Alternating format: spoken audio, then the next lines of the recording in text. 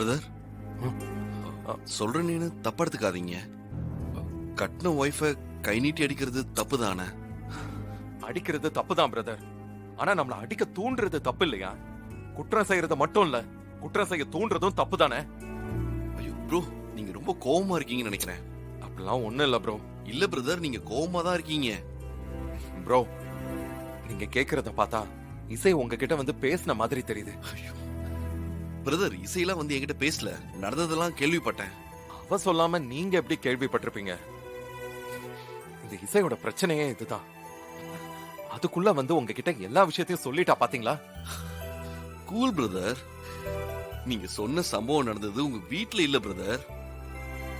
இத்தனை பேர் வந்து போயிட்டு இருக்க ஒரு கல்யாண மண்டபத்துல. அதுல ஒருத்தர் பார்த்துட்டு வந்து என்கிட்ட விஷயத்த சொன்னாரு. ஏன் ப்ரோ, இசைதான் உங்க சட்டப்பிரண்டை எழுதி ஒட்டினாங்கன்னு உங்களுக்கு எப்படி தெரியும்? அவ ஒட்டாம இந்த காரியத்தை வேற யார் பண்ணிருப்பாங்க? இசைக்கு என் மேல பயமே இல்ல.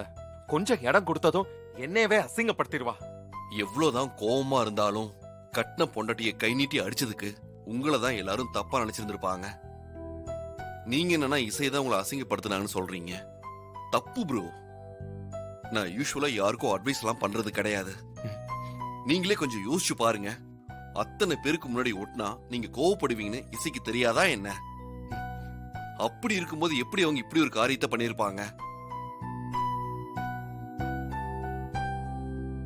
என்னடா உங்க பர்சனல் விஷயத்துல ஓவரா மூக்க நுழைக்கிறேன்னு நீங்க நினைக்க வேண்டாம்.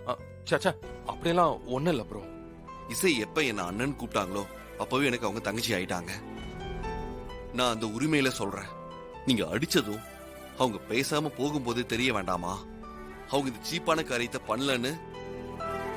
நீங்க வேணும்னா பாருங்க, இன்னும் கொஞ்ச நேரத்துல உங்களை சமாதானப்படுத்துறதுக்கு அவங்களே வருவாங்க. அவ்வளவு பாசம் வச்சிருக்காங்க உங்க மேல.